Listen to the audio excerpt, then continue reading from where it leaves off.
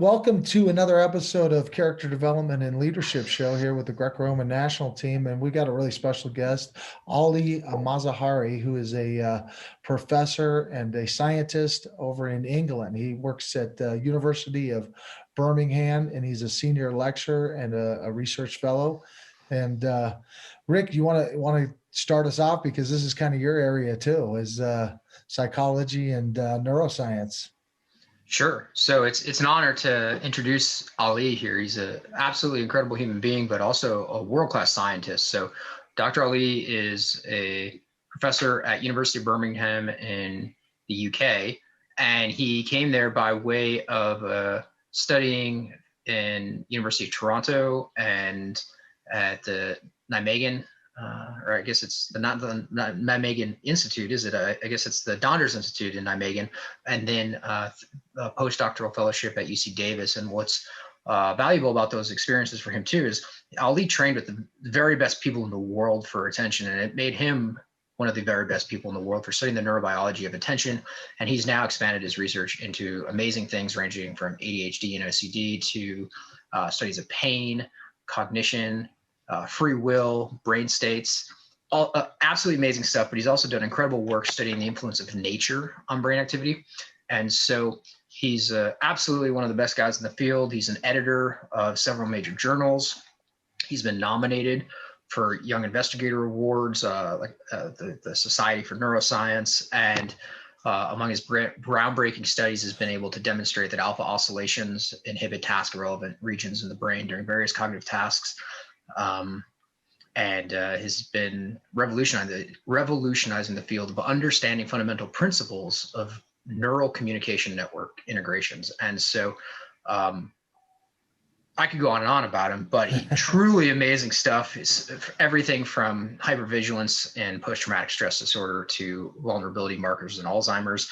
But he's also a stalwart fan and supporter of the combat sports, from MMA to UFC and Greco-Roman wrestling. So it's truly an honor to have him here and just pick his brain and have him take a break from picking other people's brains at work. But truly just an awesome, incredible human being. And I can't say enough to introduce him, but I'll let him kind of tell his story and let you guys Well, Ali, this shows kind of to help our athletes learn more about leadership, and you're such a leader in your field that we want to just learn from you and understand a little bit the science stuff. I'm not going to be asking the science questions, so I'm going to be asking you how this is practically applied to world-class athletes. All right. You talk about leadership. And I think that a more appropriate word for what I do is mentorship rather than leadership. The thing about being an academic is that there isn't we spend all this time basically training to be specialized in something, and we work really hard. One thing we never really train at is how to be a mentor or basically how to lead a lab. It's something that just gets thrown at us. And we kind of have to learn on the job, but also learn from the people that mentored us before. So I think what happens in business is that, I'm not a business person, but what happens is business that you take management courses, you take this, you take that, you learn how to do it. Whereas in my world, and I think in Rick's world, it's just thrown at us. And the only way we kind of do it is by seeing how we were taught before. And it could be that we had really crappy bosses, so we end up being, crappy bosses ourselves, or it could be that we've had some tremendous mentorship and we learn from them. So I think it might be the same in sports as well. Yeah.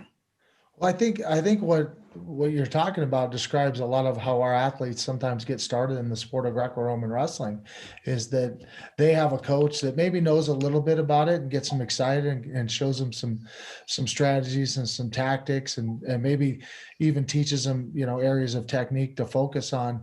but they don't have a broad knowledge of the sport, at the depth level, at the international levels. It's a very competitive sport. Greco-Roman in the United States is probably the least popular style of wrestling. Worldwide, it's the most popular. And so the Americans going to compete internationally, sometimes we're at a little disadvantage because we have a late start. We start with leg grabbing, which, freestyle and college wrestling in the United States. And then we try to transfer a lot of our athletes over. And I've been making a big effort to try to get more athletes to come over at even a developmental age. And it's not a scientific, it's more, just my study of what I've done. And we've had a lot of success. And we think that age is probably around 15 to 16 is we can get an athlete to start focusing on Greco-Roman development and becoming an elite athlete at that age.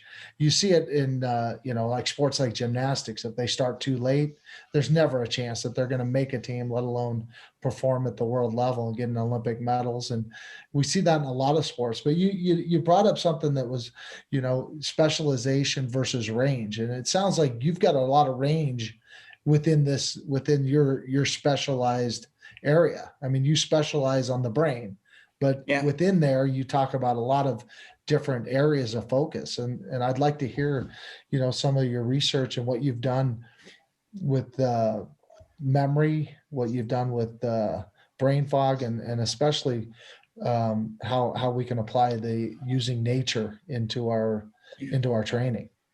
So I think that I'm extremely blessed to do what I'm doing, because what the vast majority of people in my area do is that they specialize in one thing and they become really famous for that, and they come up with revolutionary ideas with that. With me, I've always done what's interested me. So I would pick a topic and I liked it, and then from there I would get curious and basically I've done a whole bunch of things. But the things that are really interesting to me right now, when I say interesting, they really keep me up at night, are two things. One of them is something to do with chronic pain. The idea being that we can't do anything for chronic pain. Now chronic pain is basically pain that persists after 3 months after an injury is healed, and we can't do shit about it. It's just as it is now. There is no treatment for it.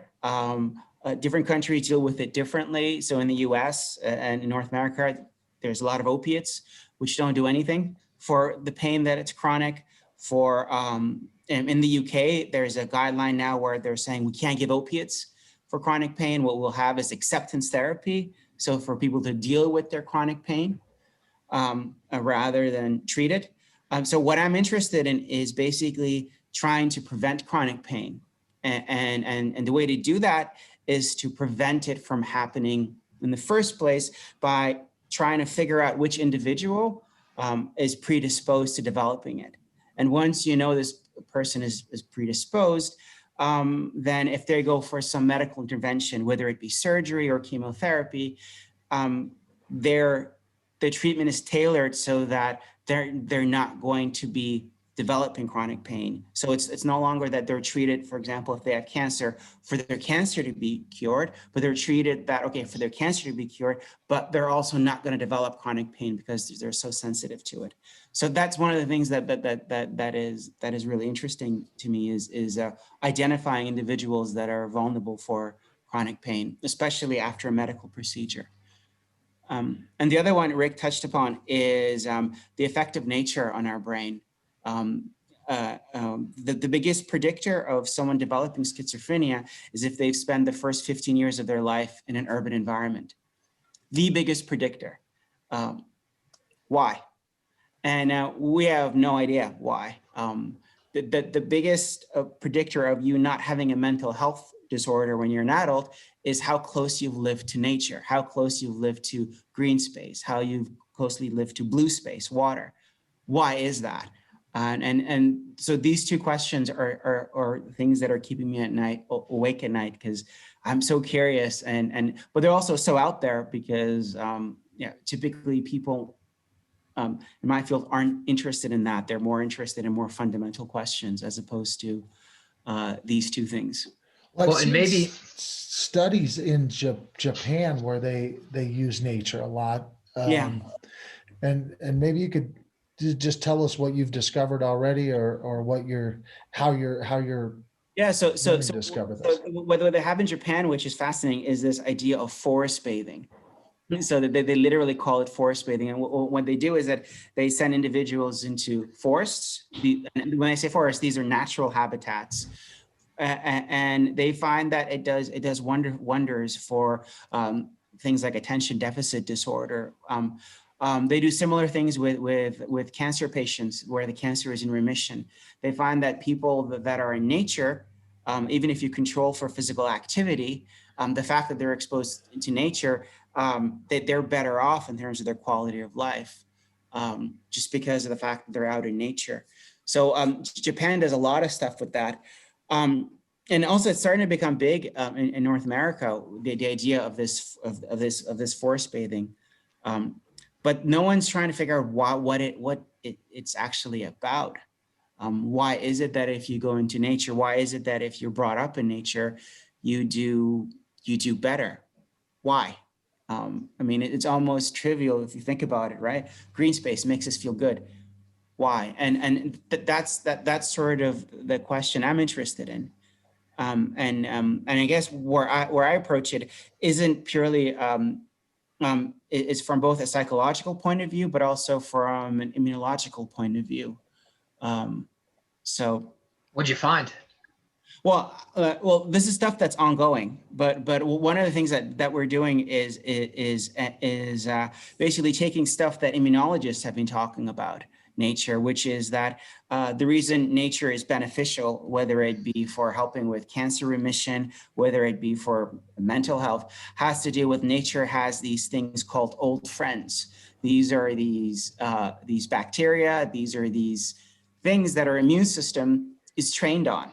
So, and basically what happens is that when our immune system is exposed to it, our immune system regulates itself and fine tunes itself. And through that, you can basically reduce inflammation and basically calibrate your body to function ultimately, more optimally, because for 99% of our existence, we were exposed to these things. Now, all of a sudden, we're in a big city. It's a very sterile environment. You know, our body is not adjusted. Our body for 99% of its existence has lived with these things. And now we've taken it out, and which is why we have all these disorders.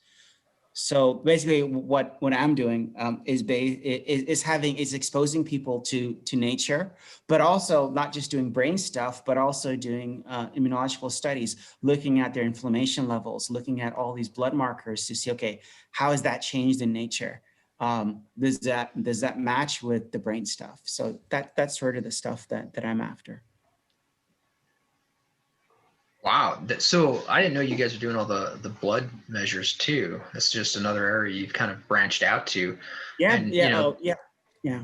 The wrestling community, you know, has a lot of people, both at the elite levels and the grassroots levels, who are, you know, outdoorsmen and very much into outdoors things. And there's a big contingency at the Olympic Training Center, which is in Colorado Springs, where a lot of the guys are heavily now into mountaineering and rafting.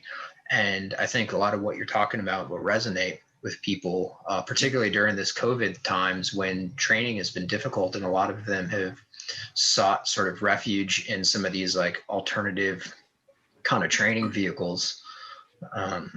You know, so what are you finding, like the brain element of it? Like, you guys doing EEG studies? Well, right now we're not doing EEG studies because everything is shut down because of COVID. So, but before what we were doing was, we had this intervention where we would have people both be physically active in a city, but also be physically active in nature.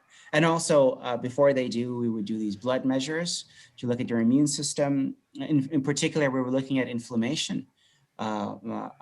Basically, inflammation is this is this thing where it's basically the body's response to a foreign invader. You need inflammation to function, but unfortunately, one of the side effects of the modern world is that because we're in this very sterile environment, our body doesn't really know how to regulate itself. So we have this chronic inflammation. And it's that's causing all sorts of issues with other mental health, but also with cancer, with diabetes and heart disease. It's just because our immune system isn't trained, because our old friends are no longer with us. Our old friends, the stuff that's in nature. So Matt, you were talking to me about this years ago. You had a book like Superman or something, where you were reading about that in the context of white matter and processing speed. Do you remember about that? Yes, it was on the flow state. It was trying to simulate why do action sport athletes, why are they able to create the flow state more efficiently? And most action sports are outdoor activities. I mean, there are some action sports that are I've seen indoors, like in an arena, like the super motocross stuff. But these studies were done on like mountain climbers, skiers, kayakers. These were world-class athletes that were able to trigger what they described as trigger the flow state, which is that optimal training environment that your brain almost goes on autopilot. And you guys know more about that than I do, as far as the flow state. But one of the triggers was definitely being in nature. So that was one of the interesting triggers. One of the other ones I thought was fascinating was being at just a slight percentage over your skill level, not a large percentage over your skill level, but it had to be just this optimal, just outside of your abilities, and that would trigger that flow state, and you were able to accomplish whatever that task was that you set out to do. That's really fascinating. So what you call flow state, there were these scientists a few years back.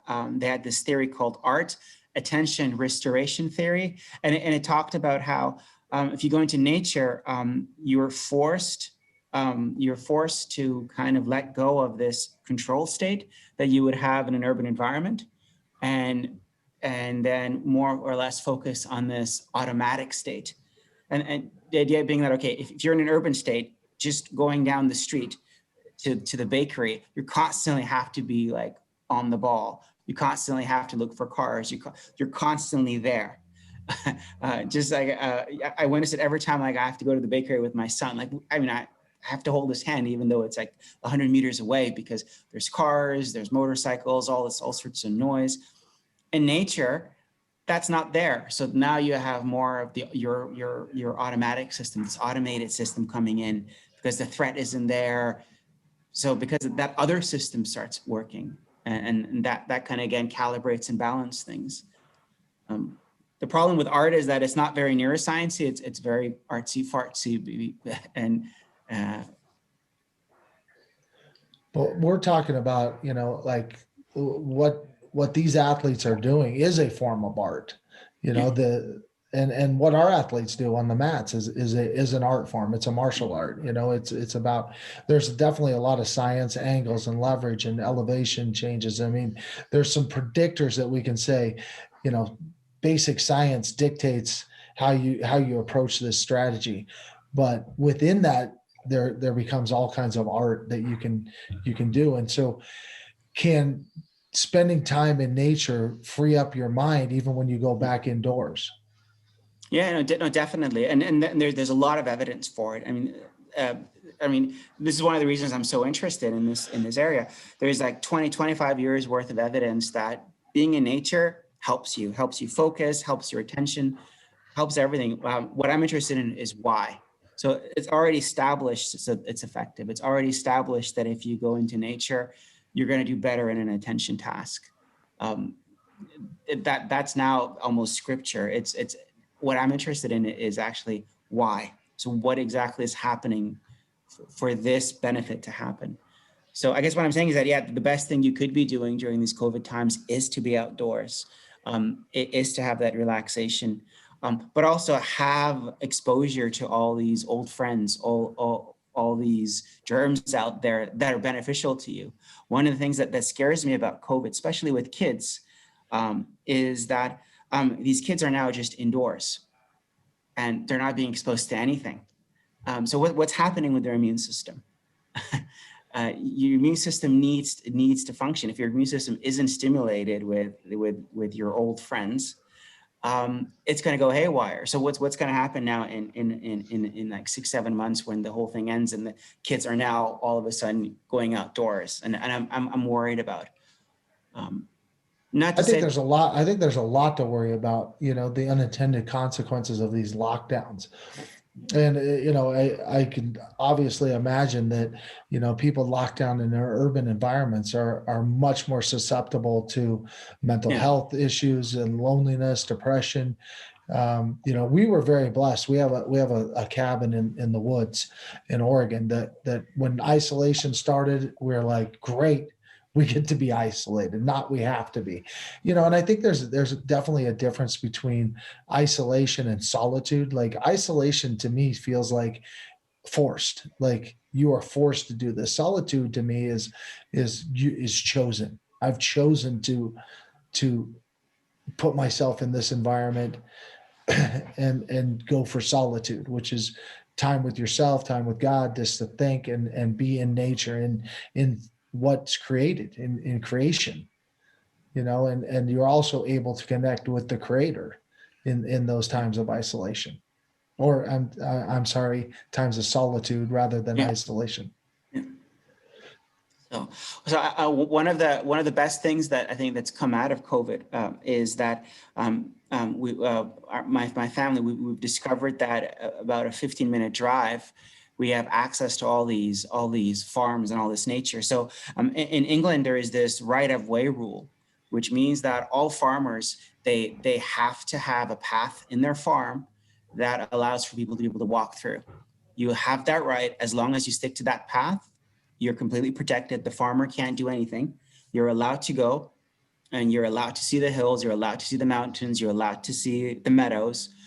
As long as you stick to that path and you have this right of way, and there's books and there's maps, and people are incredibly respectful because this is a right and you don't want to screw it up.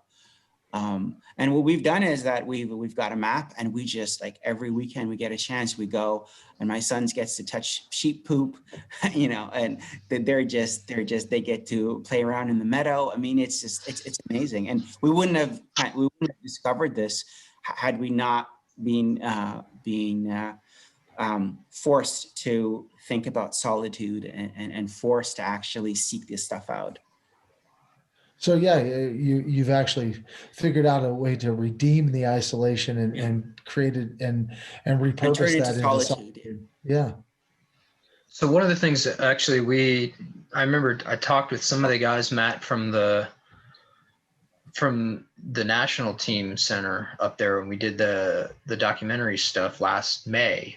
Yep. Morgan and some of those guys, they were talking about the experience they had. They were trying to go out and bag every 14,000 foot peak in Colorado and doing like serious semi-pro mountaineering stuff, you know, really awesome, amazing photos and the great physical challenge and endurance that went to it. But we talked about it in the sense of the mental, not just the mental challenge, but actually the mental accomplishment after the challenge. And I asked him, I said, like, do you find that when you're doing these and like the times after you're doing these climbs, that it helps you in ways on the mat or in approaching your training for these combat sports, in terms of the fear is the wrong word, but like when you have a big task ahead of you, either in a match or in a tournament or in a year's training line, that it becomes more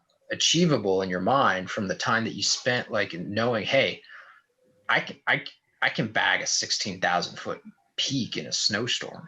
Like, this is just another human being for 6 minutes in a fight.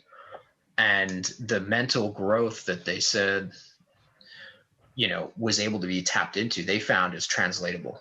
And I mean, you know, Matt and I, you know, we've talked about that in certain regards in rafting, and I took the same sort of experience from Kilimanjaro and things like that. But like, Ali, do you think that there's something like that going on too, potentially in, say, the cohort of people that you would study exposed to nature, that they would have some sort of a parlay experience where they could take what they're, training with there and then take that back to a more peaceful sort of setting that you're testing them in the lab and back? Definitely. I mean, I hope so. I mean, that's the hypothesis. Yeah. That's the hypothesis. And that with repeated exposure, you're going to have the brain change and you're going to have all these benefits, both in terms of the brain, but also in terms of the immune system. So, yeah. So some of these guys that are on the national teams, the world teams, they're, what'd you say, Matt, between 17 and 25-ish Yeah, kind of age? that's a good range.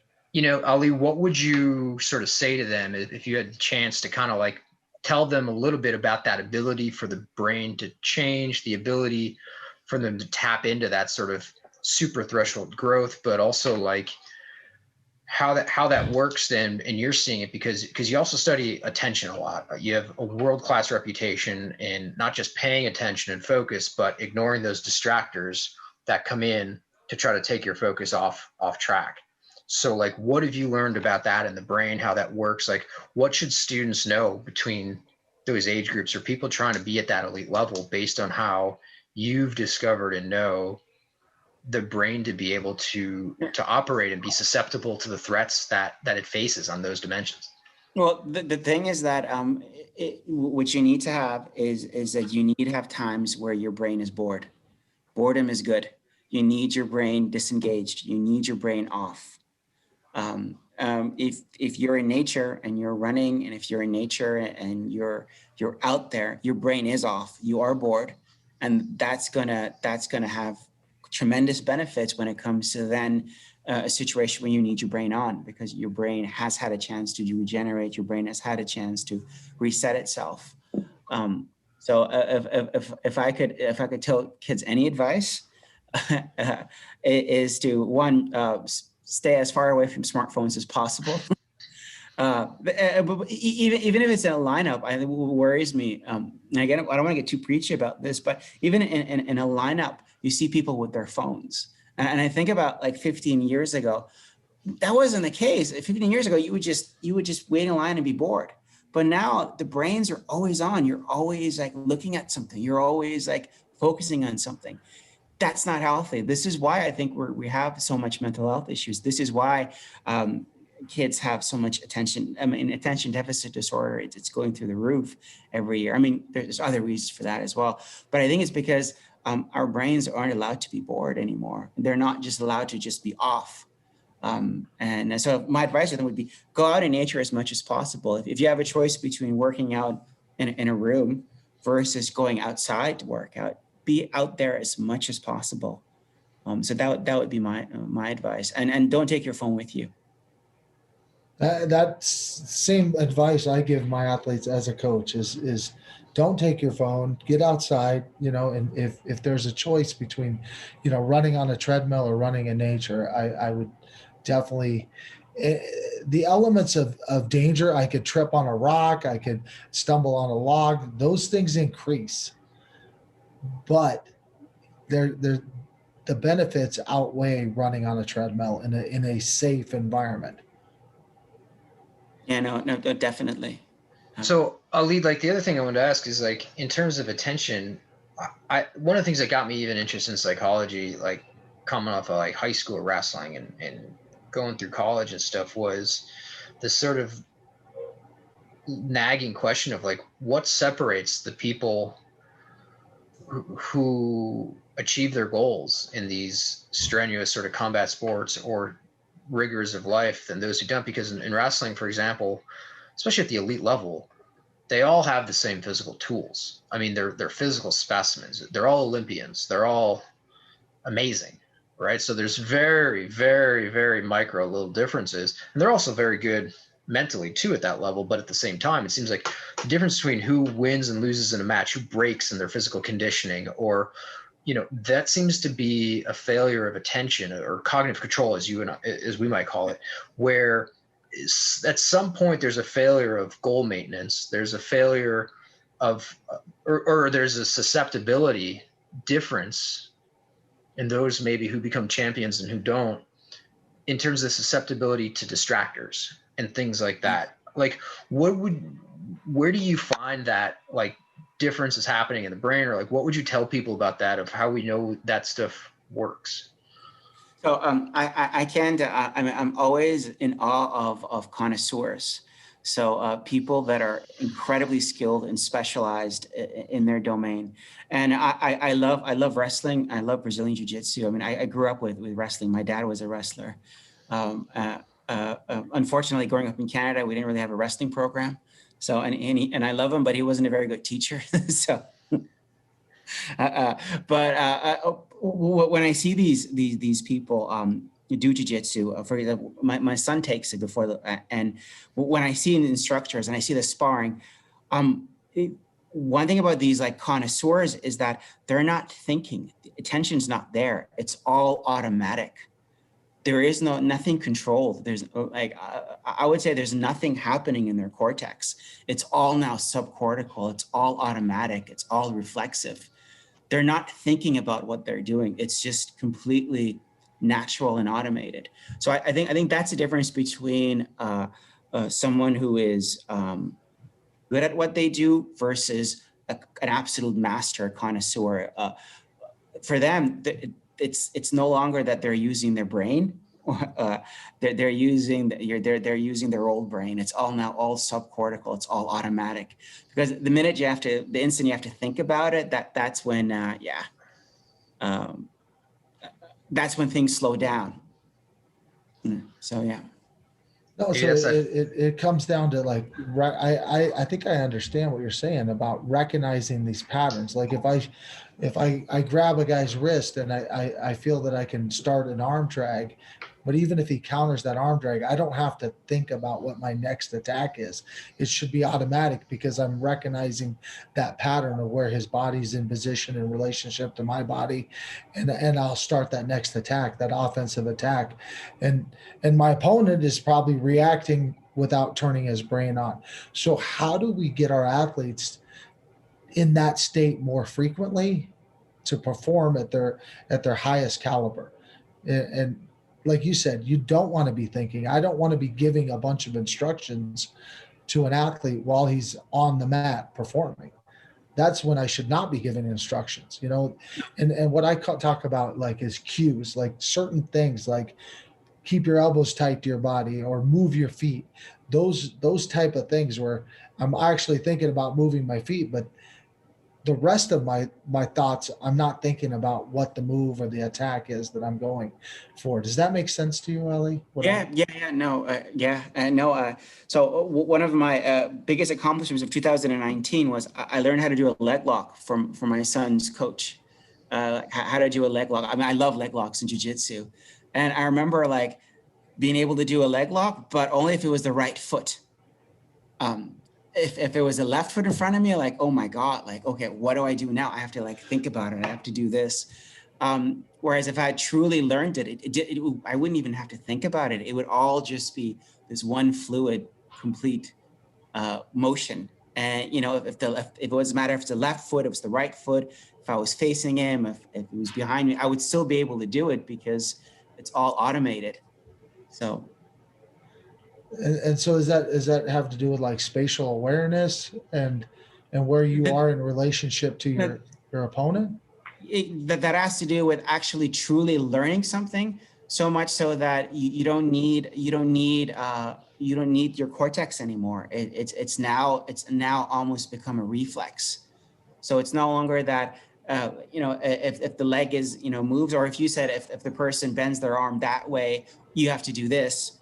It's all automatic now. It's all reflex, and it's all really, really rapid. That's the transference from declarative to non-declarative procedural memory. Yep. So basically, we're talking about, Matt, is basically when you first learn things. Generally, in these kind of things, they're conscious things like learning to ride a bike, learning to swing a baseball bat, learning to do a wrestling move. You learn in steps that you think about what those steps are. But generally through repetition and even sleep, actually, it'll help consolidate that. And what it does is it transfers memory systems and actually transfers the brain structures that across the brain structures that do these different memory systems, where you go from a declarative thing that I have to declare each step, I have to, stance, motion, position, versus that non-conscious switch is flipped, and now you just go, and now it's just the thing you do that you don't think about, it's automatic. Yeah, I mean, now you're talking learning and memory, man. That's my world. But yeah, so Ali, I want to ask you, because you've gone through this journey where you've studied with some of the best people in the world, all the textbook writers, all the best people, and certainly you're there with them doing the same caliber stuff, and a lot of times, they're doing great work because you the one who are doing the great work for them in their lab. You were the one at the front of the papers, the first author. You're carrying that sort of the flag forward. And now you're the senior author. Now you run your own laboratory. You're involved in leadership across your university and department and things like that. So in terms of, one of the things you said earlier was like, that lack of training sometimes in how to mentor people. And one of the things that I think is also common, right, is we're also not always trained in how to be mentored, right? Yeah. So like kids growing up, we have different influences. Everybody has a different home situation of parents, parenting styles, who's there, who's not. Like, as a professor now, you run your laboratory. So for, non-scientists out there, that means you're basically the head coach of your team. Sometimes you have assistant coaches for you. You've got an army of captain and JV and varsity players on your team. How do you run your team? How do you run your laboratory or work together at the higher levels of leadership in your university or your department to where what would you tell younger students or people who want to work with you in terms of like, what are the things that helps you to be a mentor to them in terms of the skills and the traits of being coachable, being, how to be mentored? Because we don't always talk about that stuff. And sometimes there's opportunities that people miss. That's a good question. It's a tough one because I don't think I've got the formula yet.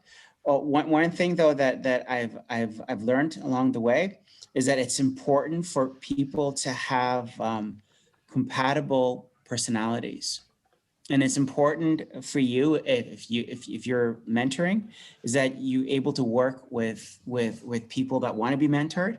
And if you're someone who's being mentored, it's important to be able to really get along with your mentor. I'll give you an example. So one of the things that I think annoys me about, one of the things that I have, one of my characteristics, which is annoying to some people, is that I don't like to directly tell someone to do this. Maybe it's the Canadian thing. So I don't like to say, you know what, you need to do this. I always say, you know what, I think you might consider doing this. Or you know what, try this, but if I were you, I would try that.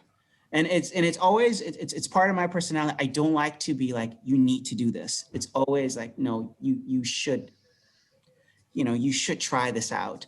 Or you know what, I would advise you to do this. I know what you says makes sense, but try this. And when it came to my first few PhD students, it was amazing because they got it. They got it. They saw that I was what I was hinting and I wasn't direct. And then they knew when we had this thing, but then it completely backfired one time because I had someone who was like, yeah, well, you're not telling me to do this, so you're unsure of yourself. It's like, no, I'm sure of myself. This is just my style. I can't tell you to do this because you're an adult. So I can strongly urge you to do it, but this is my personality. I don't like, I don't like hierarchy. And I like to, pretend we're at the same level, and I like to give suggestions. And I think that was tough. And I've had a relationship or two that didn't work in terms of their supervisory roles, because again, I didn't want to have this hierarchy where I was telling someone they need to do this, even though for them that would have worked best. I mean, for them, if I would have just said, you know what, you need to do this, you need to do this, and I need to see you do it in a week, or don't come back. I mean, But do you feel that if you do that, they don't actually learn, they don't understand why they're doing that? They're doing it because you told them, the leader, the coach, the professor told them. Because I coach the same way, Ali. It's here's what I recommend. I think you should consider this. But because I am the coach, but at the same time, I want them to own that, whatever that is.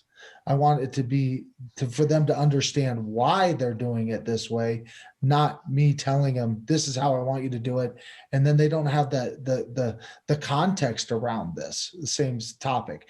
What I refer to that is connect before you correct. Like it's like I want to build a relationship, a trusting bond, and then I want to advise them, and hopefully they take some of that advice. And there's some things that maybe I don't know about because I'm not that person as well. Do you run into that? Yeah, no, all the time. And I think what makes it, what I've learned now is that as a mentor, I make sure that that the lab and the way things are run is that there's certain personalities that I know that we will work together. And I know some people are great in the sense that they can adapt their personality in the sense that they can do it either way. They can be supportive and like that, but they can also lay down the law and be very direct. But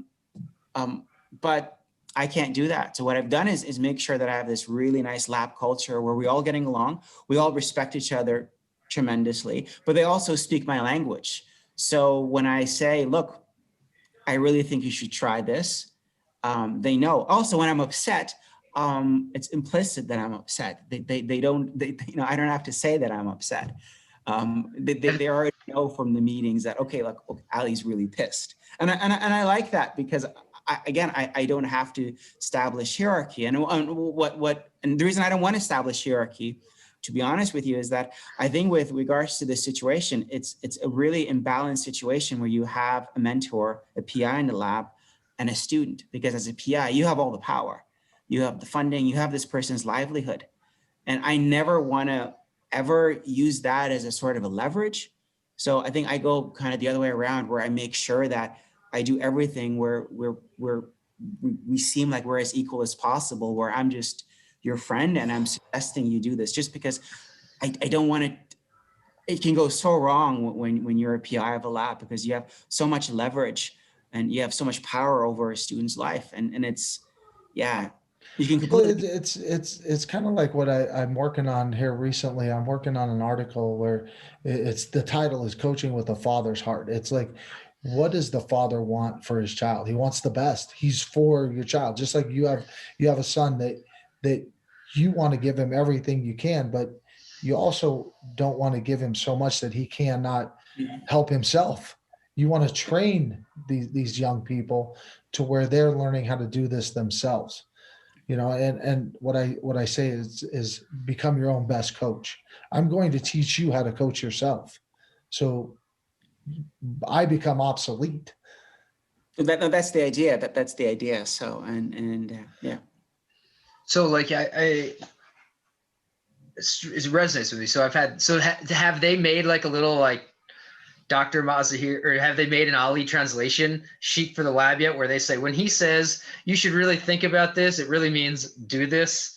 Yeah, I'm sure they have. Yeah, but it's a really, before COVID happened. I mean, I think that's when it peaked because I mean we really it was just a fun extended family where we just did amazing work together and it was fun. And yes, that's the way it was. Because that's what I would try to communicate with, because I had the same problem. So like a lot of times students thought, they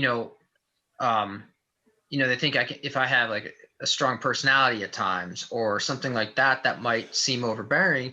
I always try to be cognizant of that and then check it. So then I should, and I make sure that I try to do the very academic thing like you're doing and say, listen, I'm going to treat, we're all just equals and friends here in the lab. Let's work together. And, say, why don't you could do this, think about this, would you mind trying it, maybe think about doing it this way. And then I found that, especially when I was first starting out, I was probably 6 or 7 years younger, that they would oftentimes ignore that. And I would have these long threads of emails back and forth where I'm like, how come these stuff didn't get done? And they're like, well, it just seemed like you said to think about doing it and not to do it. And I realized, and I, at the time, I'm like, well, yeah, part of that being mentored element is like having respect for what's suggested is actually like, have respect for that, because that's actually, so I would talk to them and say, like, sometimes when this is I say it this way because I want to respect you. I don't want to be overbearing, and I want you to feel like you have agency, but like I say it that way so that it's gentle and you don't feel like it's demanding, but that should be thought about as an interpretation towards another thing. And it got to the point where I first started,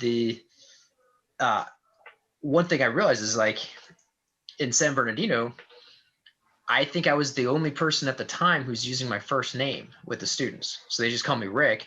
And because I was young and they were very close in age, they didn't seem like it came with very much weight. So they would ignore sometimes what I was saying. And then it got to the point where I realized that one way that flipped is I had to start going by Dr. Dante, which is like weird. And I don't like doing it. It's like, like it's just weird. But that actually changed because I understood the context of that particular, at that time, cohort of students was more responsive to that sort of thing. But then shifting away from that when you find a different group non-responsive or responsive to other things. Yeah. And what's really funny is that no one gave you a manual, right? It's not like, you got to, as soon as you got your job, they gave you a manual. This is how you should deal with students. And I think it was the same with you, Matt. I think no one sat down and gave you a manual and this is how you need to coach. And no, you start to develop it. And I definitely appreciate, the respect that comes with the title of coach. But I also go by Coach Matt, instead of Coach Lindland. I want to keep it this casual relationship, but I still want there to be an understanding that, somebody's got to be in charge, and it happens to be me. So. Yeah, and I think also with one of the things with the PI is that, okay, you're mentoring them, but also they're affecting your livelihood. So they're doing the work in your lab. You've brought the money in. So it's not like you have this interest where you just want to teach them. They're also responsible for your livelihood. They're responsible for carry on the research you got funding for. If they don't do the research, if they don't do the work, it's going to come back on you. So next time it's going to directly affect you in terms of your next funding, how much livelihood you have, your mortgage payments, your promotion, your promotion. Exactly. So it's a weird, it's a weird setup. Whereas a coach is like, yeah, okay, so this guy doesn't make it. I think it's not going to hit you in the pocketbooks as much as like, well, he's got to get medals. Well, Ali, I think that's, having a philosophy around that as well. Like if an athlete chooses to hurt himself, I can take that a lot easier than when they choose to hurt other teammates or the program. If your actions and your behaviors affect you only, which is rare, we gotta admit this, because we're all connected. But if what you're doing only affects you and only damages you, I'm going to go ahead and let you do that. Yeah. I'm not going to stop you. But once you cross the line of your actions are affecting your teammates, and maybe they're not going to come out and say it, somebody has to tell you, or it's affecting our program as a whole. And it sounds like they're very similar to what we're talking about. Yeah. Future funding for your program, future opportunities. And so I don't want any one individual to affect the opportunities or for the other athletes or for our program in general. Yeah, no, I agree. And the only time where I actually stepped in and I said, look, I'm not going to be a supervisor anymore, was a situation where this person was not just kind of throwing their career away. They were affecting the other lab members. And then you're like, okay, well, something has to be done, because now it's not just you, and not my livelihood, it's their livelihood that's being affected. So, and of course it doesn't make you feel good about it, but you just have to do it. It's part of the responsibility of letting someone go. So Ali, with a couple minutes we got left here, this has been awesome. Really insightful. What I know you're a big UFC fan and MMA fan and all that. What questions do you got for Matt that maybe he could illuminate some stories for you from the years of watching all those, glory days? So I have several actually. The first one is how was it facing Fedor? Like how what was it? What was it like? Because he has this complete mystique about him. He's and like, how was it? Did you meet him before the fight? Well, I've met Fedor before, yes, and I think my experience of competing in Russia and former Soviet bloc countries made me understand the culture of the Russian sport culture a little more, and as big and intimidating and as scary as Fedor Emelianenko was, I understand that they are a sporting culture and they respect sportsmen to the highest level. And so for me, it was just more like an honor to get that opportunity.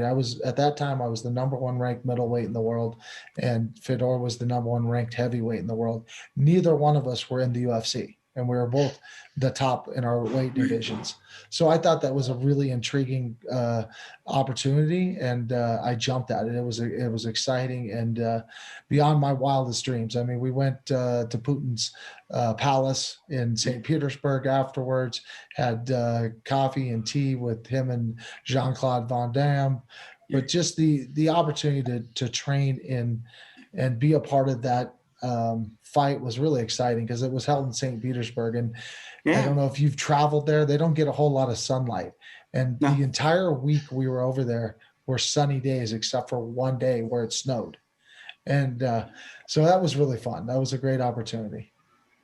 And the other thing is you wrestled in the, I don't know if they call it the Karelin Cup. I did wrestle in the Kremlin Cup, and very few people know that.